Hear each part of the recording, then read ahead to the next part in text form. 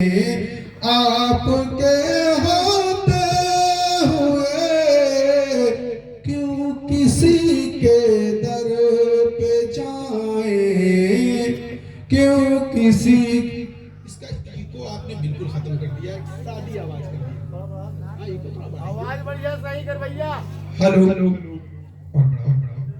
Hello hello کم سے کم 4 بار hello hello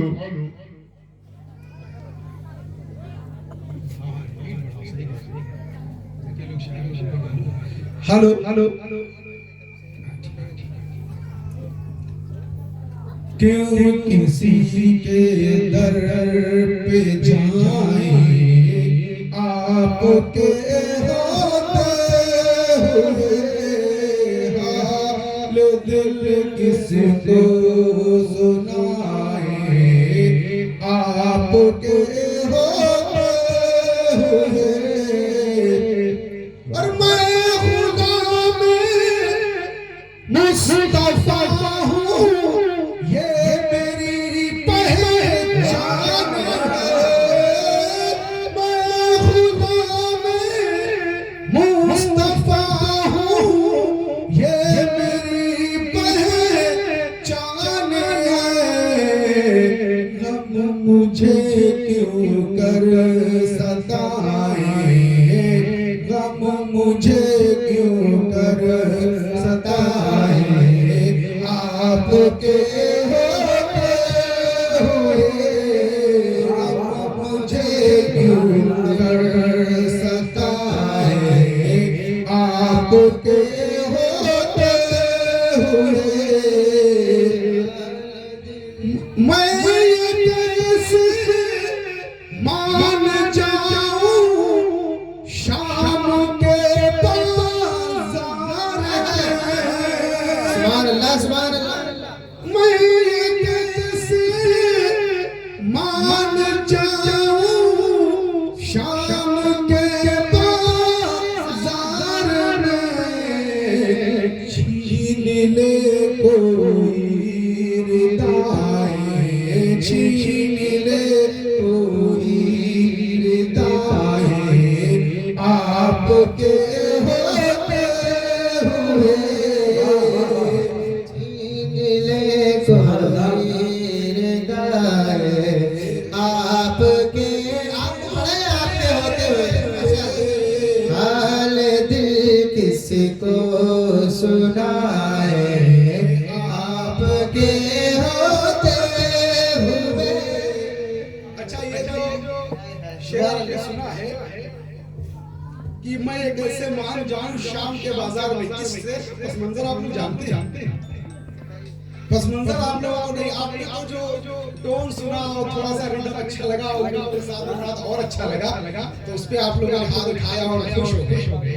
اس کا پس منظر اگر آپ جانیں گے تو قاعدے سے جو سچا عاشق اہل بیت ہے اس کے ہاتھ میں سبحان اللہ، کیا اس وقت کی بات ہے کہ امام حسین کو شہید کیا گیا، اور یہ جو لشکر یعنی جو مظلوم حضرات اہل بیت پاک کے کچھ لوگ بچے تھے، ان کو قید کر کے ان کو شام یعنی یزید کے وہاں لے جایا گیا۔ اس وقت کا پس منظر شعر بیان کر رہا ہے کہ وہاں پر یزید کے دربار میں جب پہنچی تو ایک بیٹی آتی تھی سیدہ سکینہ، آپ لوگ جانتے ہو، اور سکینہ بھی ہے اور سکینہ بھی لفظ آتا ہے، دونوں لفظ آتے ہیں، وہ تھی۔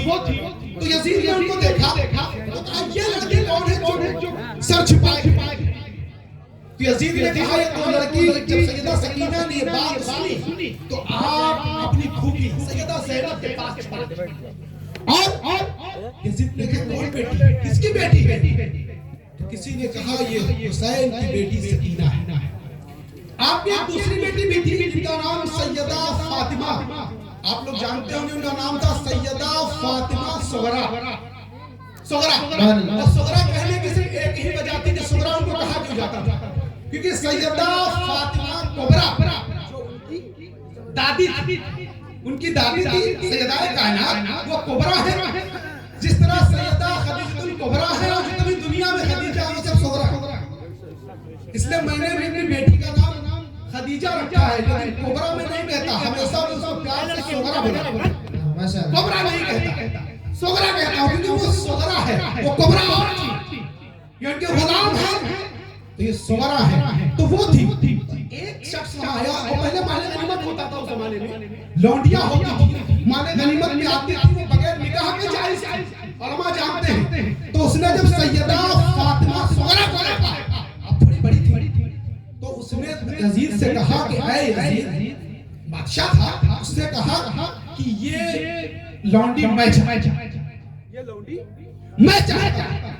جب یہ بات سیدہ صغرا نے سنی, وہ فاطمہ کی اولاد, وہ اسمہ فاطمہ جس کے لیے قرآن گواہی دیتا ہے, اس کی تطہیر کی آیت نازل ہوئی فاطمہ کے بیٹے. جب یہ بات سنتی ہے تو اپنی پھوپھی اور سید امام زین العابدین گود میں جا کر کہتی, بھائی صاحب اے پھوپھی, یہ غلام کیا کہہ رہا ہے؟ اس کے جواب پہ قربان جاؤ سیدہ زینب آپ فرماتی ہیں مجھے یقین ہے کہ اے یزید کہ لشکر اور یزید کی جو محفل میں جو وزراء ہیں ان کی حیثیت نہیں, یہ میرے نانا جان کا کلمہ. نعرہ تکبیر, نعرہ رسالت, مسلک اعلی حضرت, عرس مقدس, نعرہ تکبیر, نعرہ رسالت. وہ فرماتی ہیں کہ ان کی حیثیت نہیں ہے جب تک یہ میرے نانا جان کا کلمہ کی حیثیت ہے کہ تمہاری رداؤں کو چھین لیا جائے. اور ردائیں جانتے کس کو ہوتی, جو اوڑھنی ہوتی ہے, جو ہماری مائیں بہنیں یہ اوڑھنی ہوتی ہے, اس کو ردا کہا جاتا ہے. یہ ردا, اس لیے جب کوئی بچی فارغ ہوتی ہے تو ردائے فضیلت کہا جاتا ہے, اور جب کوئی ہوتا ہے دستار فضیلت کہا جاتا ہے. وہ ردا ہوتا ہے, کسی کی حیثیت نہیں. ہاں مصطفیٰ کا اگر کلمہ چلا, یہ بات جو شامی نے سنی تو کہا اللہ کی عزت کی قسم مجھے یہ معلوم نہیں تھا کہ خاندان مصطفیٰ کی شادی کی تھی. میں توبہ کرتا ہوں کہ کبھی ایسی نہیں تھا. اے یزید بدبخت, تو نے مصطفیٰ کے خاندان لونڈی اور اسیر بنا کر رکھا. یزید نے جب یہ بات سنی تو یزید نے یہ مناسب سمجھا کہ زیادہ اہل بیت پاک کو اپنے وہاں رکھنا درست نہیں ہے, کہ اہل پاک کی محبت میرے وزراء بھی کرنے والے ہیں اور رعایا بھی کرنے والی ہے, سارے لوگ محبت کرتے ہیں, ہو سکتا ہے بغاوت ہو جائے. تو یہ اس وقت کے شعر, اب یہ شاعر یہ بات اسی بات کو شاعر کہہ رہا ہے. اب بات سمجھ میں آپ کے آئی ہے, شعر کہہ رہا ہے کہ میں یہ کیسے مان جاؤں شام کے دربار میں, میں یہ کیسے مان جاؤں شام کے دربار میں, میں یہ کیسے مان جاؤں شام کے دربار میں, چھین لے کوئی آپ کے ہوتے ہوئے حال دل کس کو سنائے, آپ کے ہوتے ہوئے اور شان محبوب بھی دکھائی جائے گی محشر کے دن, کہ شان محبوب بھی دکھائی جائے گی محشر کے دن. کون دیکھے گا خطائیں, کون دیکھے گا خطائیں, آپ کے ہوتے ہوئے حال دل کس کو سنائے, آپ کے ہوتے ہوئے. اور اپنا جینا اور مرنا اب اسی چوک پہ, بہت بڑا شعر ماشاءاللہ. اپنا جینا اپنا مرنا, ہم لوگ چاہتے ہیں کہ مصطفیٰ جان رحمت کی چوکھٹ پہ ہم مرے بھی اور جیے بھی. یہ تو کوئی جوانی یہ جوانی لیکن ایمان تبھی مکمل ہوگا اگر مصطفیٰ جان یہی ہماری آرزو ہو, اسی پہ ہمارا خاتمہ ہو جائے. ایمان میں اپنا جینا चौखट से माशाअल्लाह। अपना जीना अपना मरना अब इसी चौखट पे है, हम कहाँ सरकार जाए, हम कहाँ सरकार जाए, आपके होते हुए हाल दिल किसी को। नारे तकबीर, नारे रिसालत, मसलके आला हजरत जिंदाबाद, जश्न ईद मिलादुन नबी, उर्से मुक़द्दस माशाअल्लाह सुभान अल्लाह। हाल दिल किसी को सुनाए, आपके होते हुए और कह रहा है आपका रब अंत फीहिम, आपसे कह रहा है आपका रब अंत फीहिम, आपसे मैं उन्हें दूं क्यों सजाएं, मैं उन्हें दूं क्यों सजाएं, आपके होते हुए हाल दिल किसको सुनाए, आपके होते हुए क्यों किसी के दर पे जाए, आपके होते हुए। अल्लाह तबारक व तआला ने हर नबी को एक ऐसी दुआ का इख्तियार दिया है कि वो जो दुआ मांग लेगा वो 101% कबूल हो जाए। वैसे नबी की हर दुआ कबूल होती है, ये आपको मालूम होना चाहिए, लेकिन एक दुआ ऐसी है कि नबी अगर वो दुआ मांग ले तो अल्लाह ने इख्तियार दिया, अल्लाह ने फुल इख्तियार दिया। तो हर नबी ने दुनिया में किसी न किसी वक्त, किसी न किसी टाइम, किसी न किसी वक्त वो दुआ मांगी। हस्ते नूह ने मांगी तो तूफान आ गया, हस्ते नूह ने मांगी तूफान आ गया। इब्राहिम का मामला था तो नारे नमाज गुलजार हो गया। इसी तरह हर नबी मांगता रहा अपने अपने वक्त पर, लेकिन जब बात मुस्तफा जाने रहमत की आई, मैं शेर समझाना चाहता हूँ, शेर बता क्या, जब बात मुस्तफा जाने रहमत सल्लल्लाहु अलैहि वसल्लम की आई कि ऐ हबीब आप मांग ले जो चाहे अल्लाह का, तो मुस्तफा जाने रहमत ने सब कुछ मांगा, लेकिन एक चीज नहीं मांगी, क्योंकि मुस्तफा को सबसे ज्यादा मोहब्बत है किसी से, सबसे ज्यादा उम्मत से ज्यादा मुस्तफा को किसी से मोहब्बत नहीं थी, उम्मत से ज्यादा। तो मुस्तफा ने कहा, मुस्तफा ने खुद फरमाते कि अल्लाह ने मुझे इख्तियार दिया तो मैंने एक दुआ अल्लाह के लिए छोड़ दी और महशर के मैदान के लिए छोड़ दी। मैं महशर के मैदान में दुआ मांगूंगा।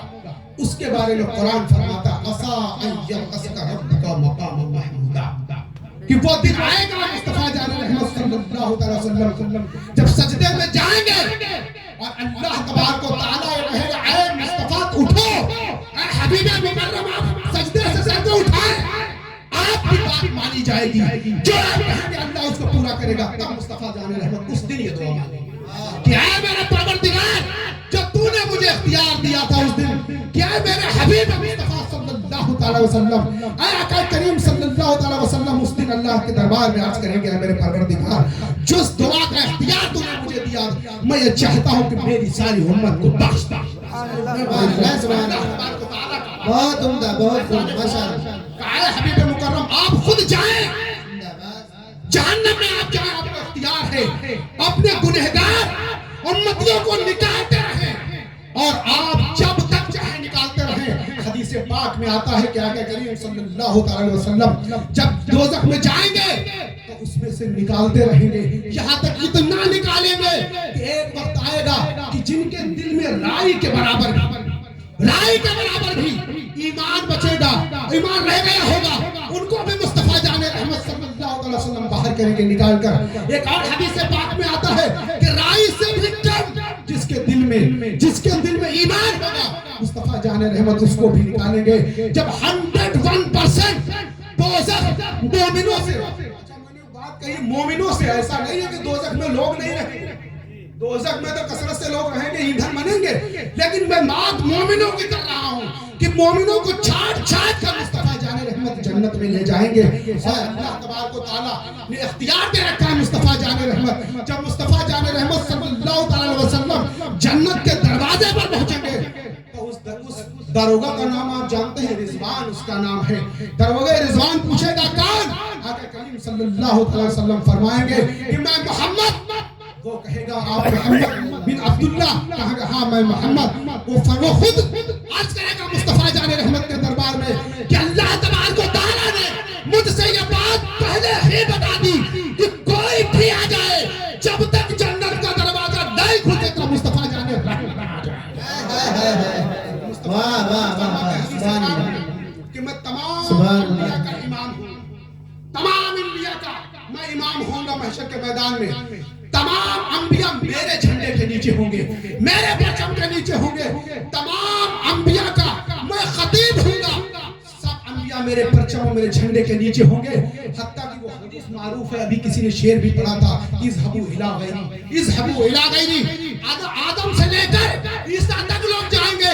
ایک بات یہاں پر پیدا ہو جاتی ہے, جب اللہ کو یہ معلوم تھا کہ نہ آدم سفارش کریں گے, نہ موسیٰ, نہ عیسیٰ, نہ صالح, نہ یحییٰ, 1,24,000 یا کم و بیش 2,24,000 کوئی انبیاء سفارش اللہ کے دربار میں نہیں کر سکتا. تو یہ بتاؤ یہ مقصد اللہ تعالیٰ نے یہ کیوں کیا کہ بندوں کو ایک ایک کے پاس بھیجا؟ اس کے پیچھے مفسرین فرماتے ہیں بہت پیارا راز تھا. وہ راز یہ تھا کہ وہ انبیاء کو یہ دکھانا تھا, فرشتوں کو یہ دکھانا تھا, جو پوری امت تھی, پوری کائنات کے لوگ جو موجود تھے ان کو یہ دکھانا تھا کہ مصطفیٰ جان رحمت کا مقام کیا ہے. مصطفیٰ جان رحمت کا مقام کیا ہے کہ آدم بھی پر نہیں مار سکتے, وہاں مصطفیٰ جان رحمت جا رہے ہیں. موسیٰ و کلیم جن کو اللہ تبارک و تعالیٰ نے کلام فرمایا اور ایک ہی بار میں پوری توریت عطا فرما دی, وہ موسیٰ علیہ السلام تسلیم بات نہیں کر سکتے. جو اللہ سے دنیا میں بات کرتے تھے اس دن بات نہیں کر سکتے. وہ عیسیٰ اللہ جو بغیر باپ کے اللہ تبارک و تعالیٰ نے ان کو پیدا فرمایا, بذریعہ جبریل ایک پھوٹ کے ذریعے ان کو اللہ تبارک و تعالیٰ نے اپنی روح بنایا, وہ بات نہیں کر سکتے. یحییٰ بہت عابد و زاہد تھے, بات نہیں کر سکتے. زکریا بہت عابد و زاہد تھے, بات نہیں کر سکتے. کوئی بات حتیٰ کی مسلم شریف میں آتا ہے کہ جب کوئی بات نہیں کر پائے گا تو ابراہیم علیہ السلام آقا کریم صلی اللہ علیہ وسلم کے بعد جو ذات افضل و اعلیٰ ہے, مراتب و درجات کے جو نمبر 1 کی پوزیشن رکھتی ہے مصطفیٰ کے سوا, وہ سیدنا ابراہیم کی ذات ہے. ابراہیم علیہ السلام خود مصطفیٰ جان رحمت کے پاس آئیں گے. اسی پہ اعلیٰ حضرت نے وہ شعر فرمایا ہے, وہ جہنم میں گیا جو ہن سے مستغنی ہوا, وہ جہنم میں گیا جو ہن سے مستغنی ہوا. ہائے خلیل اللہ کو حاجت رسول اللہ کی, ہائے خلیل اللہ کو حاجت رسول اللہ کی. وہ اسی حدیث کی ترجمانی کرتے ہوئے شعر اعلیٰ حضرت لکھتے ہیں. اسی طرح خلیل اللہ بھی جائیں گے مصطفیٰ جان رحمت سے عرض کریں گے, جبکہ خلیل اللہ مصطفیٰ جان رحمت کے باپ ہوتے ہیں, ان کو جد الانبیاء کہا جاتا ہے. تمام انبیاء کرام آپ کی نسل مبارک سے ہیں, مصطفیٰ جان رحمت بھی آپ کی نسل مبارک سے ہیں, وہ بھی جائیں گے. پھر اس کے بعد سیدنا عیسیٰ کے پاس جائیں گے. اب یہ بتاؤ عیسیٰ آخری ہے, آدم سے لے کر عیسیٰ تک مکمل انبیاء کرام پورے ہو گئے. 1,24,000 یا 2,24,000 مکمل ہو گئے. یہ بات ابراہیم بھی کہہ سکتے تھے. ابراہیم انا لہا آقا کریم صلی اللہ علیہ وسلم نے کہا کہ انہوں نے اذهبوا الى محمد کی طرف جاؤ. یہ بات تو کوئی بھی نبی کہہ سکتا تھا, ہر نبی کہہ سکتا, لیکن اللہ تبارک و تعالیٰ کی منشا تھی کہ حبیب مکرم صلی اللہ علیہ وسلم کو جو افضلیت میں نے دیا ہے اس کا اظہار دنیا سے زیادہ آج آخرت میں ہو جائے, معاشر کے میدان میں ہو جائے. کیونکہ آج کے بعد دنیا باقی نہیں رہے گی. اگر کچھ باقی رہے گا تو جنت میں جو لوگ ہیں وہ باقی رہیں گے, اور دوزخ میں جو جل رہے ہیں باقی وہ بھی رہیں گے. اللہ باقی رہے گا, اور اللہ کے ذکر کی وجہ سے مصطفیٰ کا ذکر ہمیشہ تھا, ہے اور قیامت کے بعد بھی باقی. صلی اللہ تعالی وسلم جب جائیں گے تو آپ اور مصطفیٰ جانے میں بہت بڑی بات نہیں. بہت سے لوگ غریب ہوتے ہیں, پیسہ نہیں ہوتا ہے تو بڑی تکلیف میں رہتے ہیں کہ میں غریب ہوں, میرے پاس پیسہ نہیں ہے. قربان جائے لوگوں, مصطفیٰ جان رحمت صلی اللہ علیہ وسلم نے فرمایا کہ میرے پیچھے کوئی امیر کبیر نہیں ہوگا, بڑے بڑے لوگ نہیں ہوں گے. یہ آج کل کے بدھائق ایم پی بادشاہ اور بڑے بڑے جو گزرے وہ نہیں ہوں گے, بلکہ میرے پیچھے جو لوگ سب سے زیادہ سب سے پہلے میرے پیچھے جائیں گے وہ غرب اور مساکین, وہ فقراء ہوں گے, وہ غریب لوگ ہوں گے. اللہ تبارک و تعالیٰ نے جن کو یہاں دنیا میں اگر غربت دی ہے تو انشاءاللہ قیامت میں سب سے امیر. حساب بھی تو کم. صحابہ کرام نے دعا مانگا کرتے تھے اللہ کے دربار میں, اے پروردگار مجھے دولت مت دے. لوگوں نے پوچھا ایسا کیوں؟ کہا اس لیے جتنی کم دولت ہوگی اتنا حساب دینا پڑے گا. جتنی دولت کم ہوگی اتنا حساب دینا پڑے گا. اور یہ اگر مصطفیٰ جان رحمت صلی اللہ علیہ وسلم کی زندگی کو آپ دیکھ لیں تو آپ تو جانتے ہیں مصطفیٰ جان رحمت کے توسل سے سب کچھ پوری کائنات میں آیا ہے اور قیامت تک رہے گا. اور جب محشر کا میدان ہوگا تبھی آقا کریم کے بغیر کوئی کام چلنے والا نہیں. لیکن اور آقا کریم صلی اللہ علیہ وسلم نے خود فرمایا کہ ایک دن میں سو رہا تھا کہ اللہ تبارک و تعالیٰ نے مجھے دنیا کی جتنی بھی چابی خزانوں کی ساری چابی عطا فرما دی. لیکن حضرت سیدہ اما عائشہ رضی اللہ تعالیٰ عنہا ارشاد فرماتی ہے اور بہت پیاری بات انہوں نے فرمایا کہ ہم اہل بیت کے گھر میں مہینے میں کبھی کوئی مہینہ زندگی میں ایسا نہیں گزرا کہ ہم نے بھر پیٹ کھانا کھایا. ایک دن بھی ایسا نہیں گزرا کہ اہل بیت نے پیٹ بھر کر کھانا کھایا ہو. اس کا مطلب یہ نہیں کہ غریب رہ جائے, غریب رہا جائے اس کا یہ بھی مطلب نہیں ہے. اللہ سے دعا مانگنا چاہیے اللہ ہمیں بے حساب دولت دے, لیکن یہ دعا ضرور مانگنی چاہیے کہ ہمیں وہ جو دولت دے اس کا غلط استعمال نہ کیا جائے. آج کے دور میں جیسے ہی ہمارے پاس دولت آتی ہے, مال آتا ہے, ہمارا راستہ بدل جاتا ہے. اسی لیے حدیث پاک میں آتا ہے ایمان غریبوں کے پاس ہے. ایمان جتنا غریبوں کے پاس ہے, آج آپ خود اپنی آنکھوں سے مشاہدہ کریں, امیروں کے پاس نہیں ملے گا جتنا غریبوں کے پاس ایمان ہے.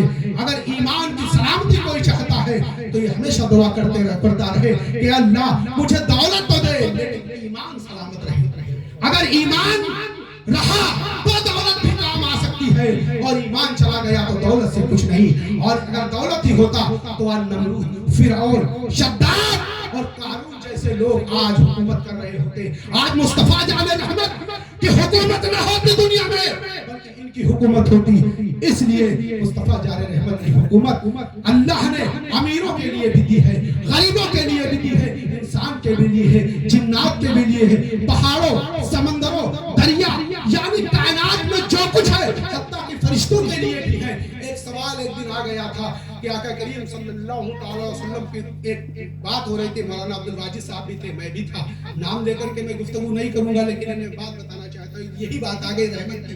ہم لوگ ایک شادی میں جا رہے تھے اور رحمت کی بات آ گئی. میں نے یہ کہہ دیا کہ رحمت تو آقا کریم صلی اللہ علیہ وسلم کی رحمت جو ہے وہ تو کافروں کے لیے بھی, وہ کافروں کے لیے. تو ہمارے اپنے محب گرامی جو چاہنے والے انہوں نے کہا, مجھ سے ایک شخص نے کہا حضرت تم مطالعہ کر لیجیے کہ تم بات کیا کریے.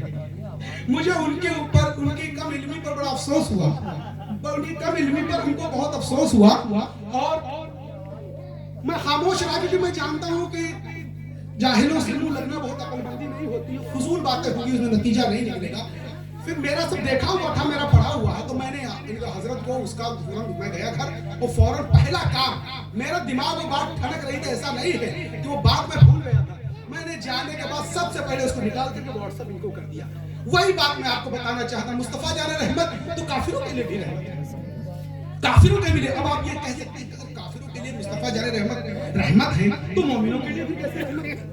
مومن و کافر میں تو الگ الگ فرق ہو گیا. اس کا بہت سیدھا سادہ ہے. حضرت عبداللہ ابن عباس رضی اللہ تعالیٰ عنہ فرماتے ہیں, اور کنز الایمان کے جو حاشیہ صدر الافاضل علامہ سید نعیم الدین صاحب مراد آبادی رحمۃ اللہ علیہ نے لگائی کنز الایمان کے اوپر, خزائن العرفان, اس میں انہوں نے یہ بات پہلے ہی نمبر پہ سب سے پہلے انہوں نے یہی بات رکھ دی ہے کہ حضرت عبداللہ ابن عباس رضی اللہ عنہ روایت کرتے ہیں کہ آقا کریم صلی اللہ علیہ وسلم کو پوری کائنات میں سب کے لیے رحمت بنا کر بھیجا گیا. انسان, فرشتے, انسانوں میں جو مومن ہیں ان کے لیے بھی رحمت ہے, جو کافر ہیں ان کے لیے بھی رحمت ہے.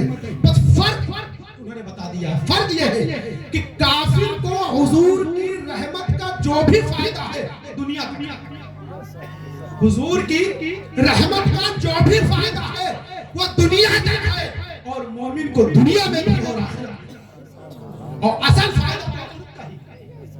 فائدہ دنیا میں ان کے لیے بہت کچھ ہے, اور وہ آپ دیکھ رہے ہیں. آج جو مقام ان کا آپ کو دکھ رہا ہے ظاہراً, وہ آپ اپنا نہیں دیکھ رہے ہیں. ان کے پاس سب کچھ ہے, لیکن ایک دن وہ آنے والا ہے, آئے گا جب آپ کے پاس سب کچھ ہوگا, آپ افسوس کریں گے.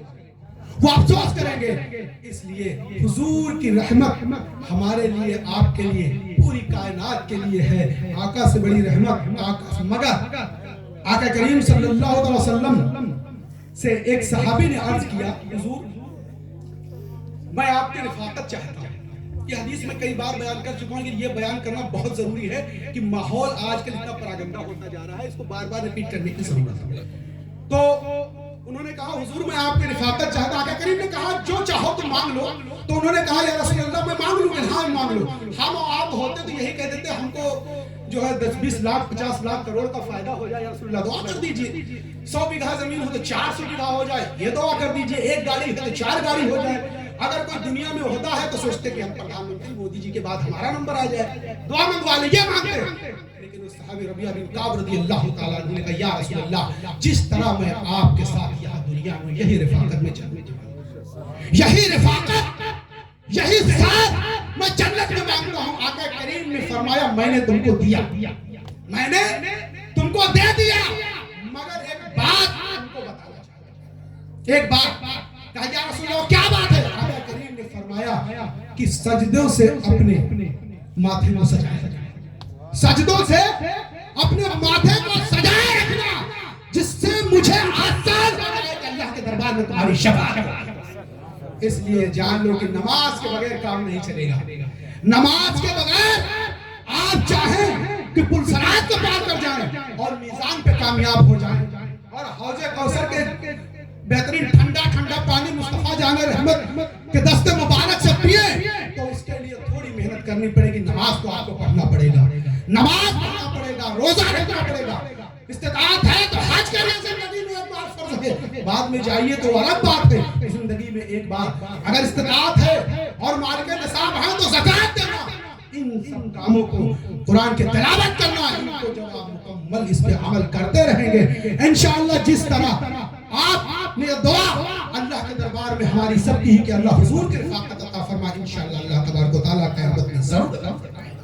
اس طرف ہماری اور آپ کی توجہ ہونی چاہیے. میری جو نعت تھی وہ لمبا کھیچیے آپ, ہاں لمبا کھیچیے. درود پاک پڑھیں سیدنا مولانا محمد بارک وسلم صلاۃ و سلام علیکہ یا حبیبی یا رسول اللہ صلی اللہ تعالی علیہ وسلم. حال دل کس ہے تھوڑا تھوڑا ضروری بھی ہے کہ بیچ بیچ پڑھتے رہیں گے تو آپ لوگوں کو مستی بھی آتی رہتی ہے. اس سے ایک دن ایک بات اچانک یاد آ گئی, مجھے بتا دوں آپ کو. ہندوستان میں یہ جو گانا بجانا اور جو مستی ہے نا یہ کچھ بہت پرانے زمانے سے ہے. میں نے ایک عظیم خطیب کو دیکھا, میں نام نہیں لے رہا ہوں, عظیم خطیب وہ بیان کر رہے تھے کہ قادریت سب سے زیادہ ملک عراق وغیرہ میں اس لیے پھیلی کہ وہاں کے لوگ بڑے سخت تھے اور قادریت میں بہت سختی ہے اور نقشبندیت میں اس سے بھی زیادہ سختی ہے. وہ آ گئی آپ کے افغانستان وغیرہ میں, اور ہندوستان کے لوگ بڑے نرم دل تھے, گانا بجانا سننے والے تھے. یہاں چشتیت آ گئی کہ تھوڑا قوالی سنا کے ان کو موٹیویٹ کیا جائے. قوالی سنا, کام وہی کرنا ہے تو قوالی سنا کے موٹیویٹ کیا جائے. تو تقریر بھی میں کرنا ہوں, تھوڑا نام سنا کر جن میں آپ لوگ بور نہ ہو. تو درود پاک میں اللہم صلی اللہ سیدنا مولانا محمد بارک وسلم صلاۃ و سلام حبیبی یا رسول اللہ. کہ حال دل کس کو سنائے آپ کے ہوتے ہوئے,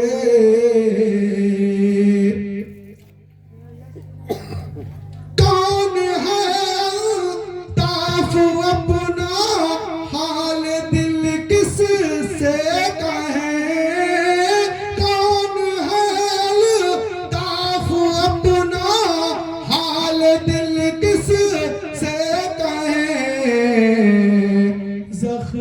دل کسی کو دکھائے, زخم دل کسی کو دکھائے, آپ کے ہوتے ہوئے حال دل کسی کو سنائے, آپ کے ہوتے ہوئے.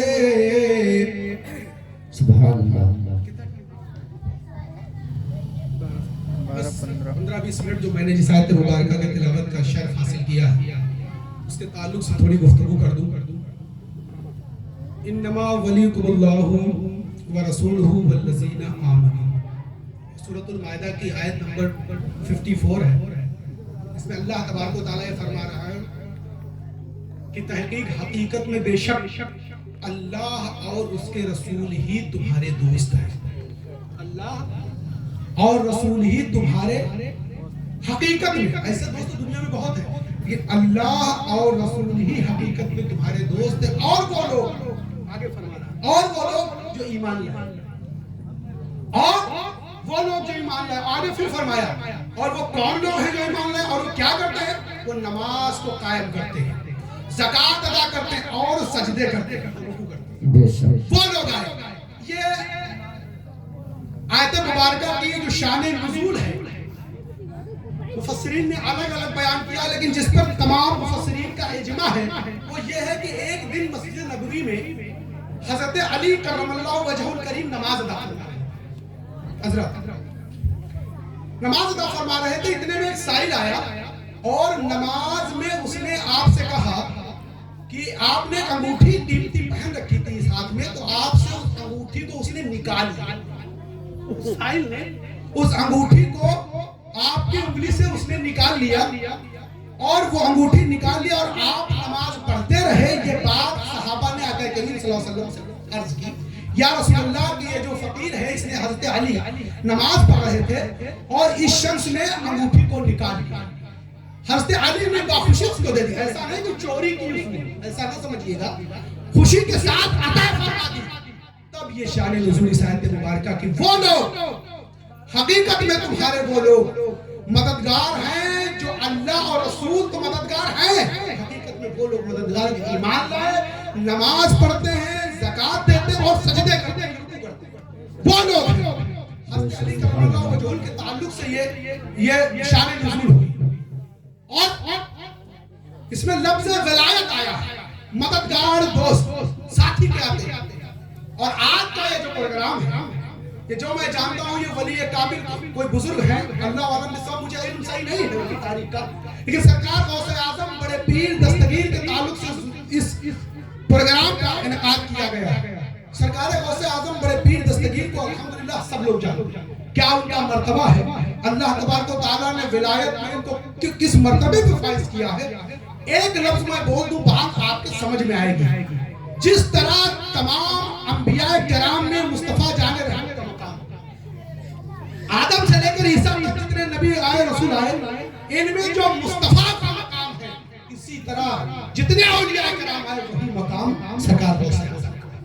اس ایک مختصر بات بتا دی، آپ کو بات پتہ چلی کہ غوث اعظم تمام انبیاء، جس طرح آقا کریم تمام انبیاء کے امام ہیں، اسی طرح غوث اعظم تمام اولیاء کے امام ہیں.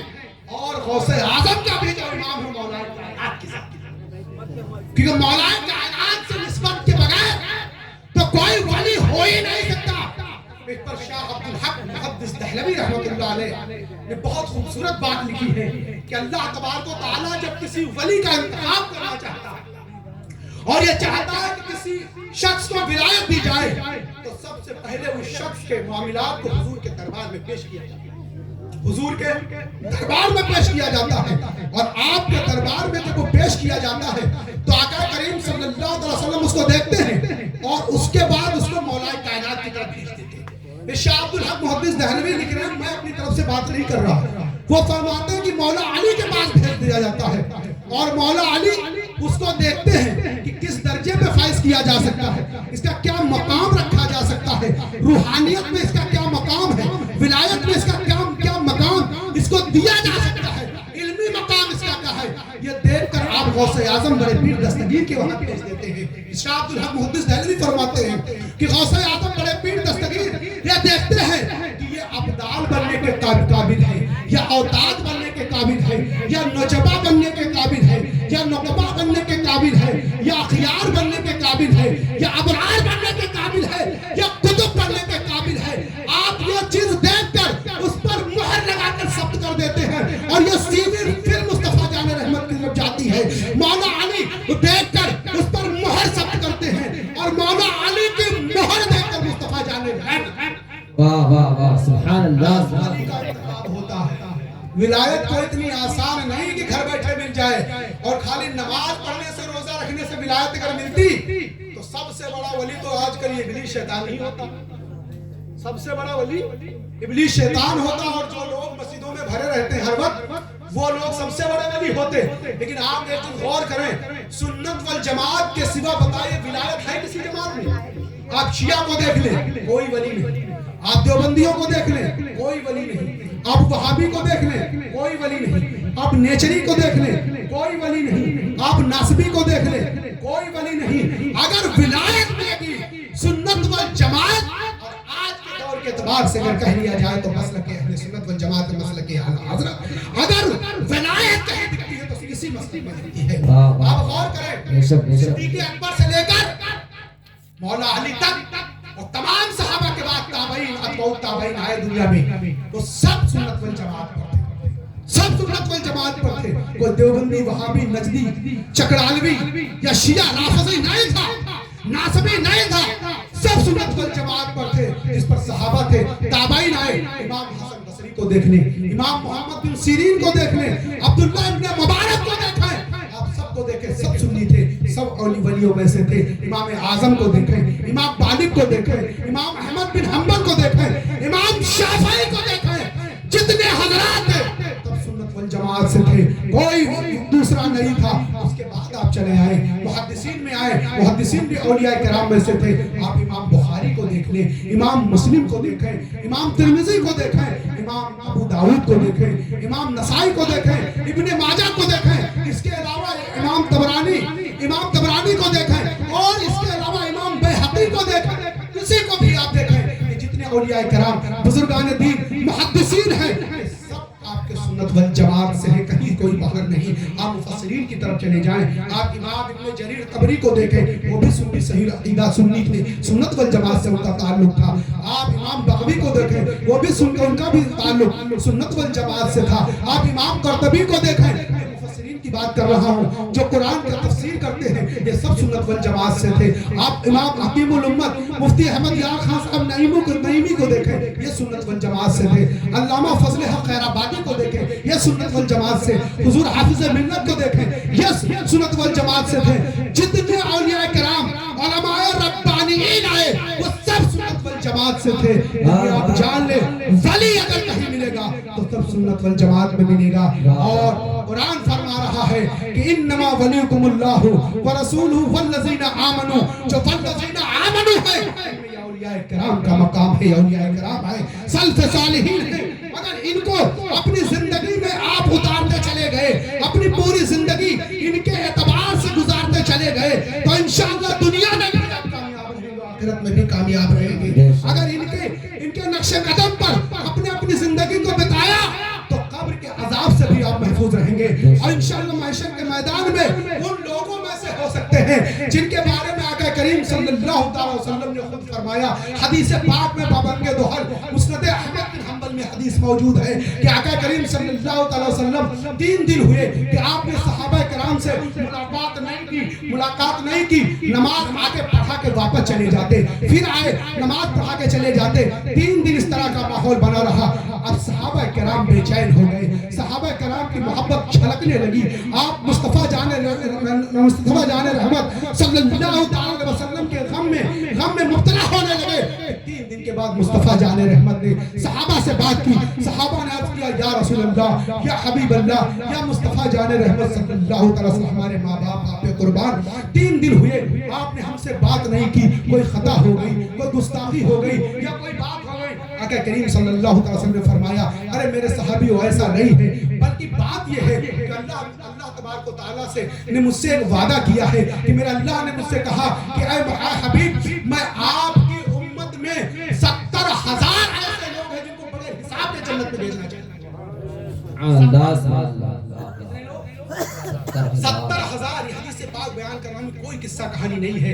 70,000 ایسے لوگ ہیں جن کو میں بغیر حساب و کتاب کے بھیجنا چاہتا ہوں. تو آقا کریم فرماتا ہے، میرے پروردگار تھوڑا اور بڑھا. لاد میں آپ نے کہا ہے میرا پروردگار تھوڑا اور بڑھا، تھوڑا اور بڑھا.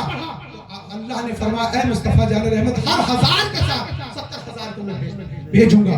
1000 کے ساتھ 70,000. تو آقا نے کہا، یا رسول اللہ، تو آقا نے کہا، اے میرے پروردگار تھوڑا اور بڑھا، تھوڑا اور بڑھا. تو اللہ تبارک و تعالیٰ نے فرمایا کہ ہر ولی کے ساتھ، ہر आका करीम ने कहा जब अल्लाह ने मुझसे ये वादा कर लिया तब मैंने कहा तब आज मैं तुम्हारे पास ये मुद्दा सुनाने आया हूँ कि अल्लाह तबारक व तआला ने मुझसे वादा किया है कि बगैर हिसाब व किताब के 70,000 और हर 70,000 के एक के साथ 70,000 को बगैर हिसाब व किताब के मैं भेजूंगा। तो अगर औलिया किराम से सच्चे लोगों से आप मोहब्बत करेंगे और उनकी दुनिया में भी उनसे मोहब्बत करेंगे और आखिरत में भी उनसे मोहब्बत करते हुए जाएंगे तो अगर वो जन्नत में जाने लगेंगे तो क्या आपको लेकर के नहीं जाएंगे? हमारा पीरी मुरीदी का सिस्टम ही पूरा इसी पे है, तरीकत का सिस्टम भी इसी पे है। बहुत से लोगों को ये बात समझ में नहीं आती कि पूरी मुरीदी क्या है, तरीकत व मारिफत क्या है। बिल्कुल सीधी और सिंपल बात है कि इसका सीधा सीधा यही तरीका है कि जो वली इमाम होता है, जैसे सिलसिला कादिरिया के इमाम सरकार गौसे आजम है, चिश्तिया के इमाम सरकार गरीब नवाज है, नक्शबंदिया के इमाम ख्वाजा नक्शबंद है, सोहरवर्दिया के इमाम ख्वाजा सोहरवर्द है, सिलसिले शाज़लिया के इमाम अबुल हसन शाज़ली है, सिलसिले रिफाइया के इमाम कुतुबुल अक़ताब सैयद अहमद अल-रिफाई है। ये वो हज़रात हैं जिनके जरिए से पूरी दुनिया में सलासिल फैले हैं। वो चाहे अशरफिया हो, चाहे वो बरकातिया हो, चाहे वो रज़विया हो, चाहे इरशादिया हो, चाहे वो फिरदौसिया हो, चाहे वो निज़ामिया हो, चाहे वो साबरिया हो, कोई भी सिलसिला इन्हीं सिलसिलों से कहीं ना कहीं वो जाके टच हो जाता है। ये सारे सलासिल को जो इमाम होंगे, हदीस पाक में आता, मुस्लिम शरीफ की हदीस पाक है कि जो इमाम होगा सबसे बड़ा इमाम होगा, वो जन्नत के दरवाजे पे खड़ा रहेगा और तब तक वो जन्नत में नहीं जाएगा जब तक उसके चाहने वाले, उससे मोहब्बत करने वाले, उसके मुरीदी जन्नत मगर ये रस बन गया कि कोई जिसमें हाथ पे हाथ धर के मुरीद हुआ, नहीं ऐसा कुछ नहीं। जो उनसे सच्ची मोहब्बत करेगा, जो शख्स सच्ची मोहब्बत करेगा वो भी उनके इत्तिबा में जाएगा। उनसे सच्ची मोहब्बत यही है कि जो काम जिंदगी में उन्होंने यहाँ किया वही काम वो करता हुआ दुनिया से चला जाए। और ये तो आपको मालूम है, हदीस पाक मशहूर हदीस पाक है कि एक शख्स आया और आका करीम सल्लल्लाहु अलैहि वसल्लम से कहता है, या रसूल अल्लाह क़यामत कब आएगी? तो आका ने फरमाया, ये बताओ क़यामत की तुमने तैयारी क्या की?